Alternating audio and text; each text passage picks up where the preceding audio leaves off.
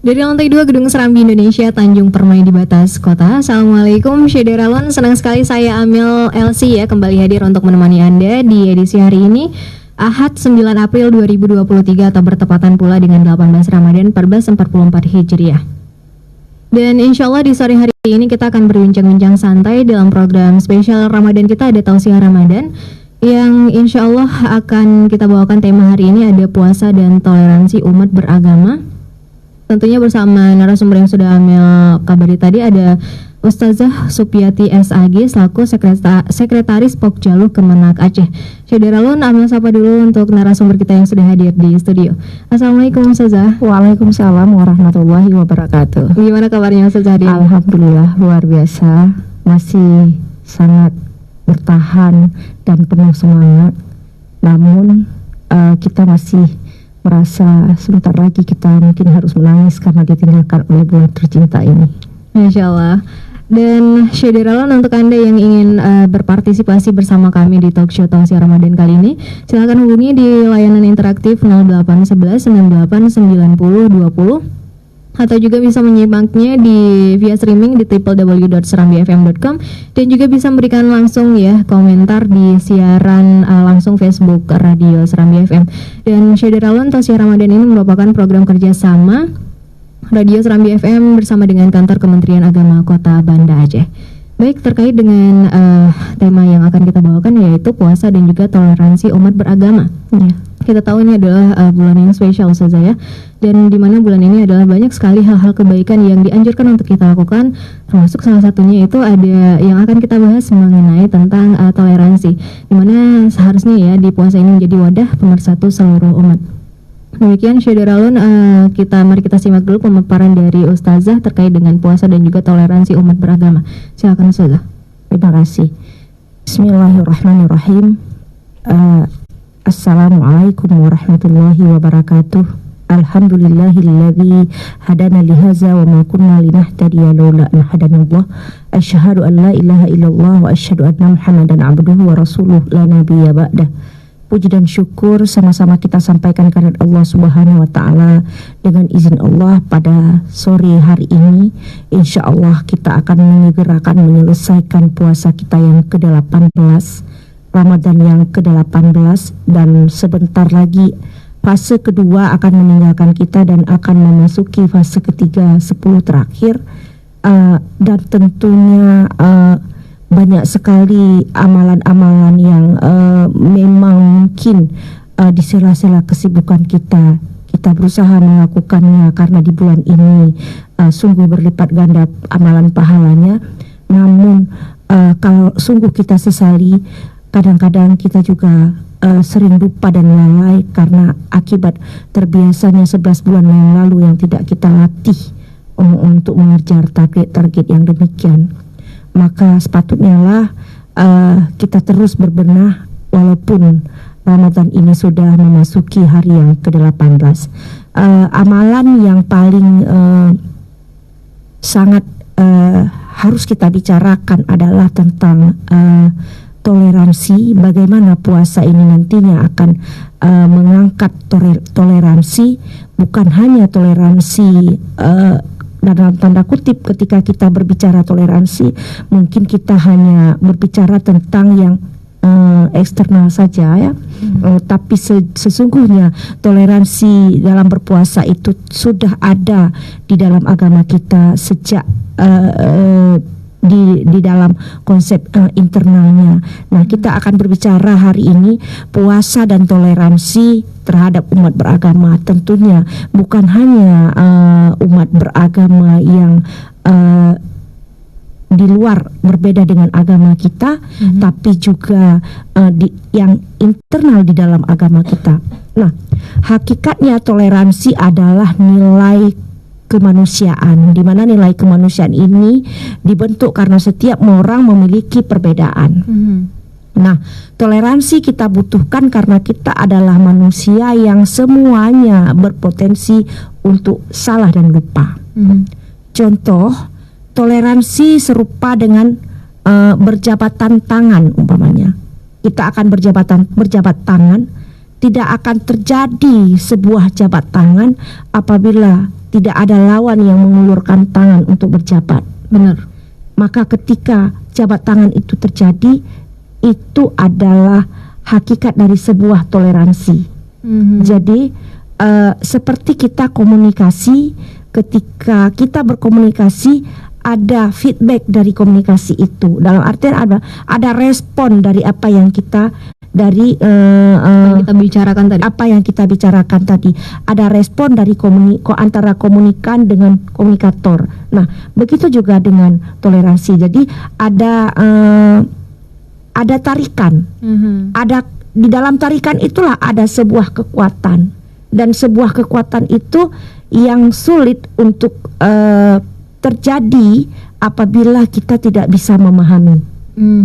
Apabila kita tidak bisa memahami, maka di sini di dalam toleransi akan berbicara adalah karakter, etika dan akhlak. Ya, karakter, etika dan karakter. Kalau bahasa kerennya sekarang karakter, tapi jauh kita sebelumnya ada akhlak di situ. Nah, memahami dalam artian memahami, memposisikan diri kita pada lawan yang ada di hadapan kita. Bukan memahami bahwa hanya memahami diri kita, hanya semua orang memahami kita, tapi tidak perlu kita memahami orang. Jadi sebenarnya toleransi itu adalah bagaimana kita memahami orang lain dan orang lain bisa memahami kita. Kemudian bagaimana saling ada pemahaman di antara keduanya. Nah, ketika itu tidak akan terjalin, maka tidak akan terjalin sebuah toleransi. Sama kayak kita jualan, tidak akan terjadi sebuah perdagangan apabila tidak ada penjual dan pembeli. Nah, ini begitu juga memahami konsep yang dibangun adalah konsep memahami diri sendiri, lalu dengan memahami diri, memposisikan diri, maka kita akan memahami orang lain. Ketika kita bisa memposisikan diri, memahami orang lain, maka sudah terjadi toleransi itu sendiri. Contoh saya katakan, bulan puasa kita sholat tarawih. Masjid-masjid katanya udah mulai sepi. Kalau di awal itu masjidnya penuh, bahkan berdesak-desak, bahkan sampai ke teras masjid kita harus berdiri. Nah, kenapa sekarang sudah mulai sepi, sudah mulai sempit? Barangkali sudah mencari masjid yang lain, atau suasana masjid yang mungkin agak ribut membuat tidak tentram. Maka banyak yang berusaha untuk salat di rumah, lalu kemudian bisa murajaah, bisa lebih merenung, atau mencari waktu-waktu kesempatan lain untuk datang di siang hari ke masjid di saat masjid itu tidak dalam keadaan ramai. Nah, kita tidak boleh mengatakan, wah sekarang penuh di jalan ya. Walau pada kenyataan mungkin iya penuh di jalan, tapi tidak menutup kemungkinan barangkali mungkin jalan ke masjid mana, keperluan mana. Maka kita harus memahami. Dengan kita memahami, dalam tanda kutip tidak menambah rasa curiga, maka tidak menambah rasa fitnah kita. Ya, rasa fitnah kita. Contoh kita katakan tadi memahami, maka dengan kita memahami tanpa menduga-duga, tidak menambah analisa-analisa yang kita buat, mungkin kita ciptakan sendiri tanpa kita teliti. Ya, demikian mungkin gambaran awal dari sebuah toleransi itu.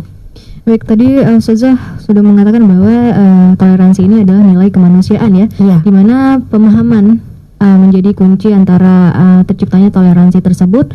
Dan Ustazah juga menyebutkan bahwa ada karakter, etika dan juga akhlak tadi. Nah, seperti apa bentuk karakter atau etika dan juga akhlak yang dimaksud oleh Ustazah di sini? Bisa Ustazah jelaskan?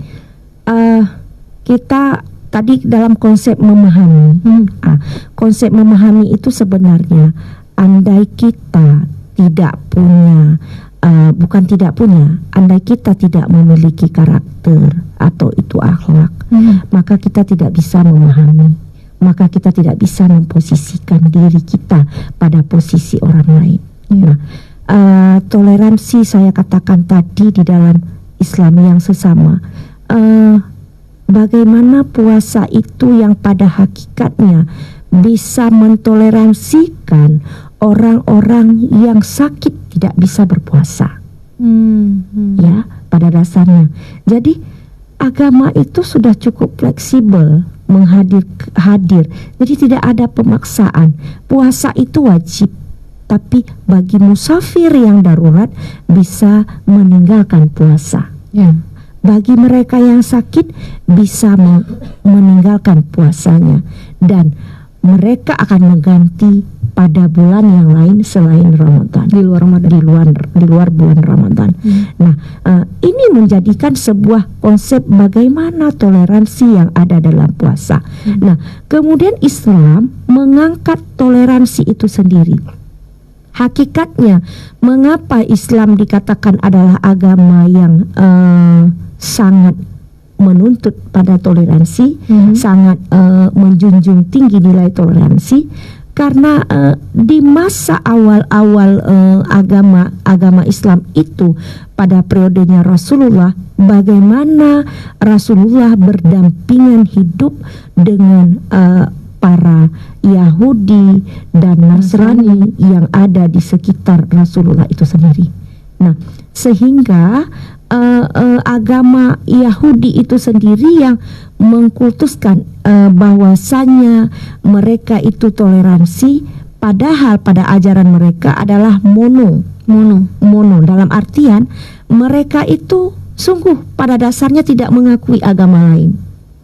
Mono yang artinya satu gitu. Iya, satu.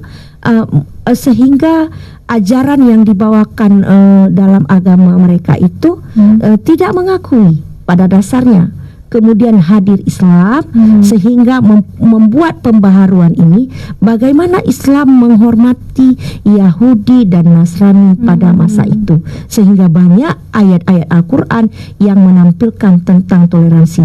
Maka Rasulullah diutus ke muka bumi ini adalah untuk memperbaiki akhlak manusia. Betul. Nah, untuk memperbaiki akhlak manusia. Jadi bukan memperbaiki akhlak muslim. Bukan Rasulullah itu untuk muslim. Tapi Rasul itu memperbaiki akhlak manusia. Maka dalam tanda kutip tadi, toleransi itu adalah karakter. Toleransi itu adalah akhlak yang Rasulullah ajarkan. Karena yang namanya akhlak, apa yang diajarkan oleh Rasulullah, yang dilakukan oleh Rasulullah, maka kita lakukan. Yang ditinggalkan oleh Rasulullah, maka kita tinggalkan. Nah, makanya saya sampaikan tadi, toleransi itu adalah karakter, adalah akhlak.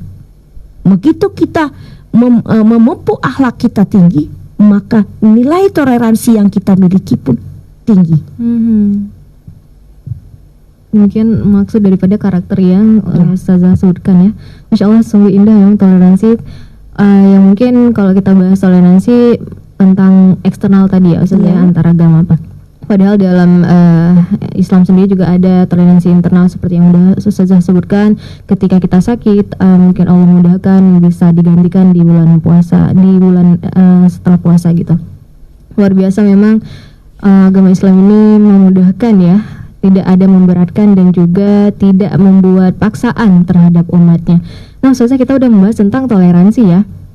Ketika toleransi itu sudah ada, kita perlu yang namanya penguatan. Ada nggak cara-cara untuk menguatkan toleransi itu untuk diri kita sendiri dan juga untuk orang lain gitu? Baik. Nah, tentunya yang pertama, penguatan yang perlu kita jajaki di dalam diri kita, tentunya tidak kita seorang muslim itu tidak hanya mengerjakan amalan itu hanya pada batas sekedar tahu, tapi kita juga disuruh untuk belajar. Jadi tidak menutup kemungkinan pembelajaran yang kita lakukan itu untuk diri kita terus. Bahkan dikatakan tidak ada batasan dalam belajar. Dalam artian apa? Mulai dari kita sejak dari ayunan, bahkan kalau sadar dari kandungan, walaupun kita tidak belajar secara itu, tapi setidak-tidaknya seorang ibu kita sudah menuntun kita untuk terus belajar mulai dari dalam kandungan sampai ke liang kubur. Kita tidak berhenti untuk belajar. Nah, konsep-konsep yang seperti tadi, pemahaman-pemahaman yang seperti tadi akan menuntun kita, membawa wawasan kita lebih bagus, lebih baik, adalah dengan kita terus belajar, dengan terus kita banyak membaca, dengan terus kita banyak mengkaji bagaimana sih sebenarnya sirah nabawiyah itu tentang toleransi, tentang bagaimana moderasinya Rasul, Fathu Mekah itu seperti apa. Jadi kita mempelajari yang seperti itu, lalu kita mencoba menelaah di dalam Al-Quran, bagaimana Al-Quran ada enggak di perintah yang seperti itu. Yang tentu yang kalau sudah dilakukan oleh Rasul, tentu sudah ada di dalam Al-Quran. Maka konsep pemahaman kita bukan hanya konsep pemahaman secara tekstual, tapi kita harus memahaminya secara kontekstual.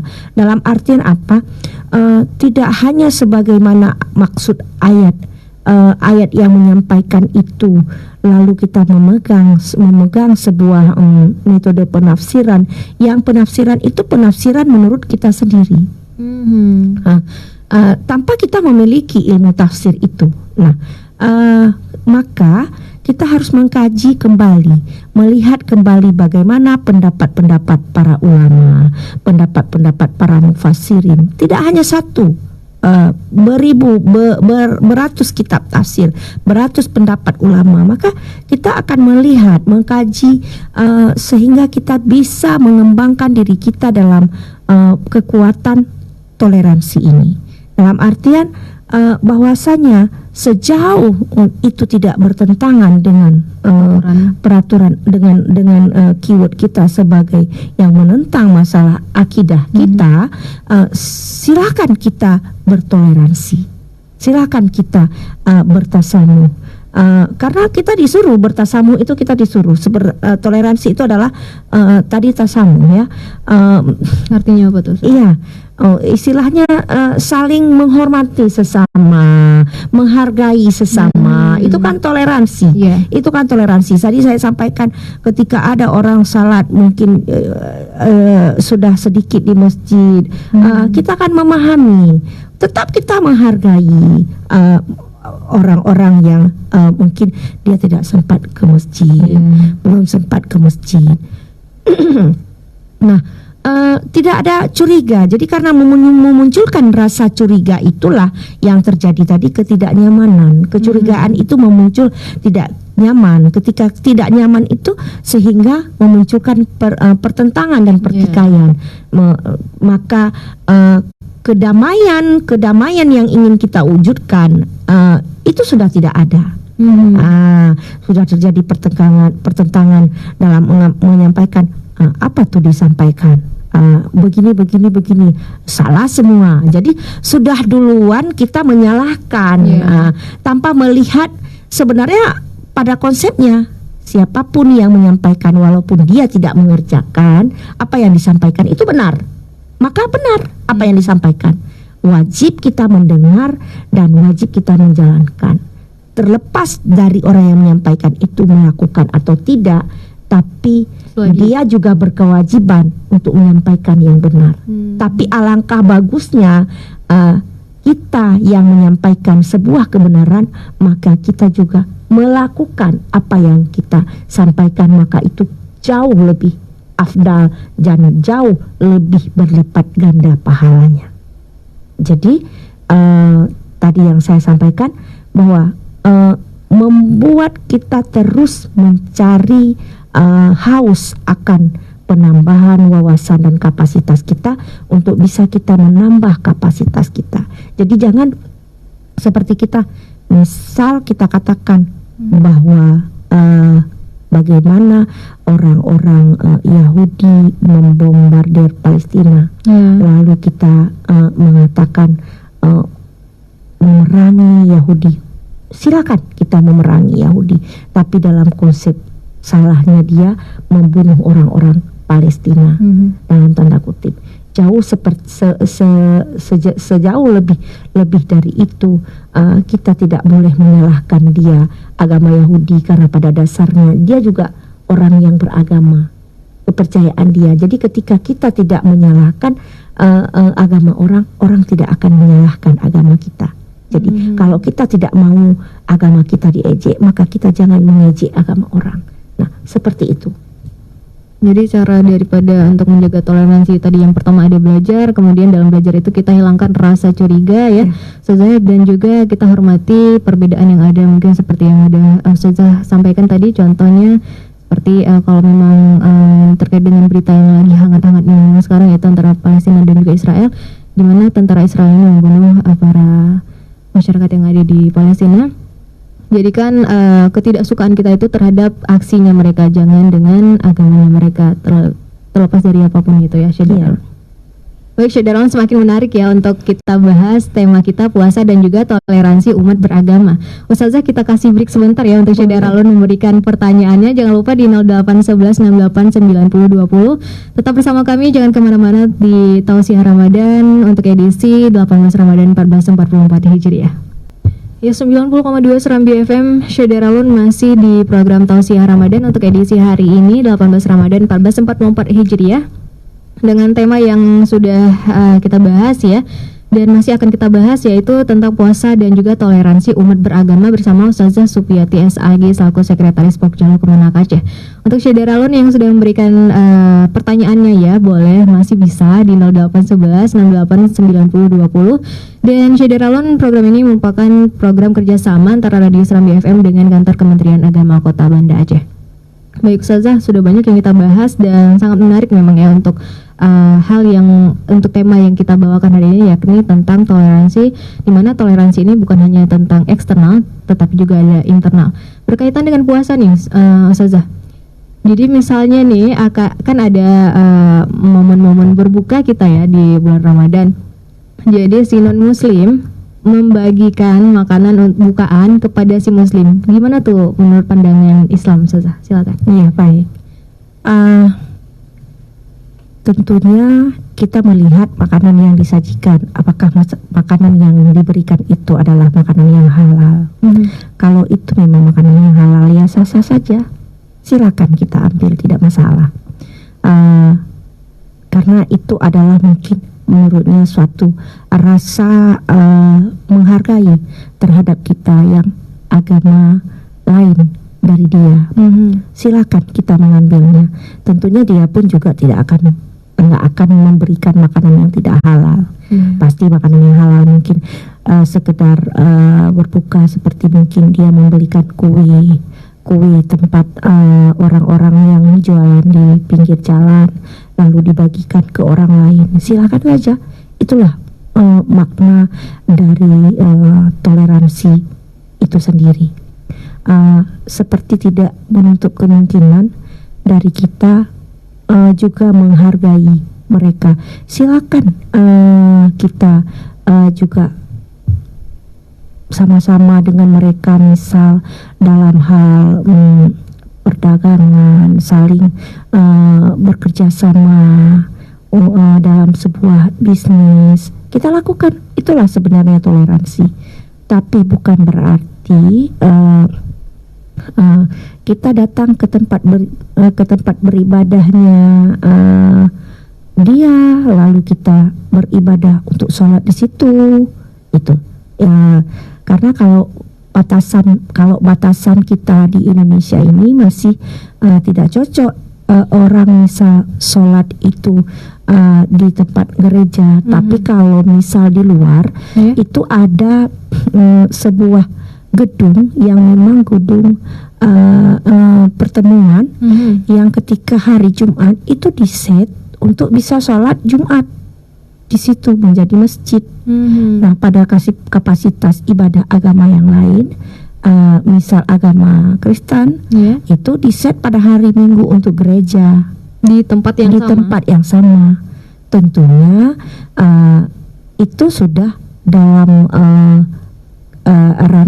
ranahnya kesepakatan bersama.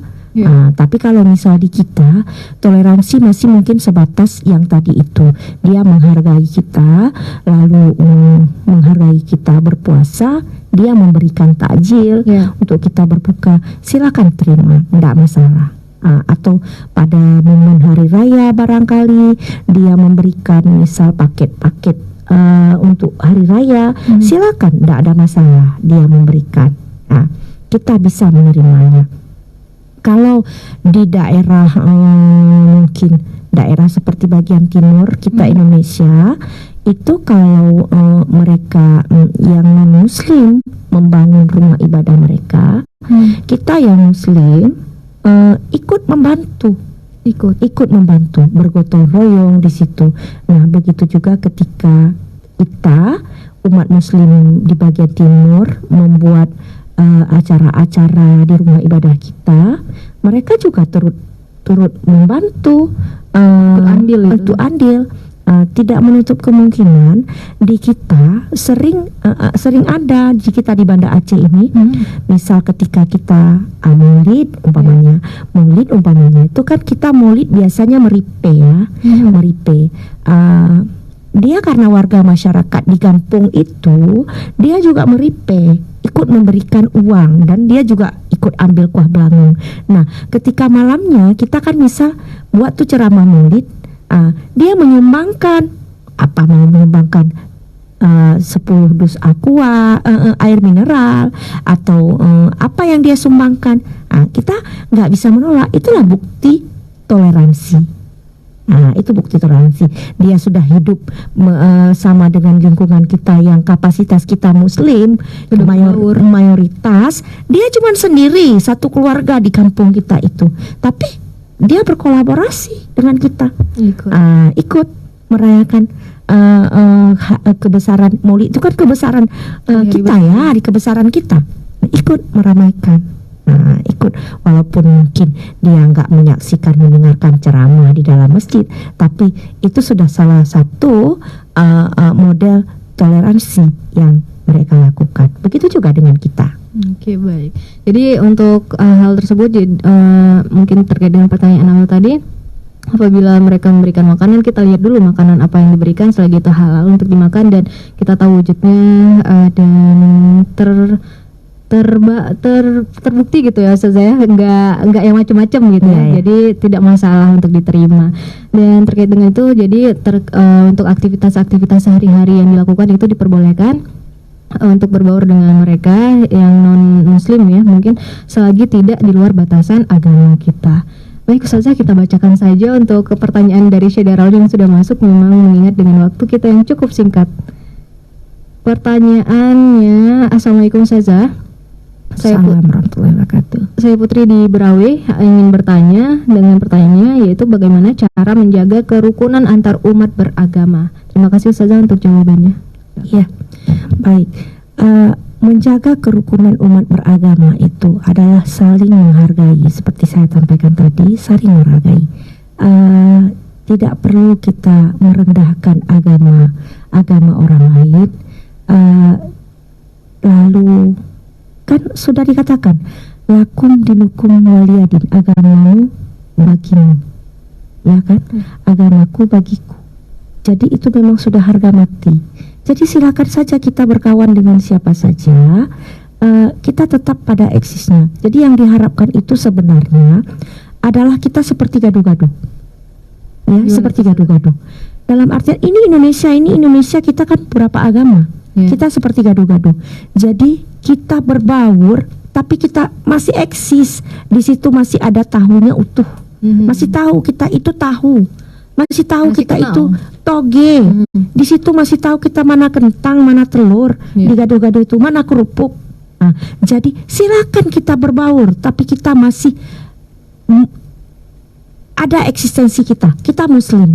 Kita muslim, jangan ketika kita berbaur dengan mereka, lalu ketika waktu sholat kita nggak sholat.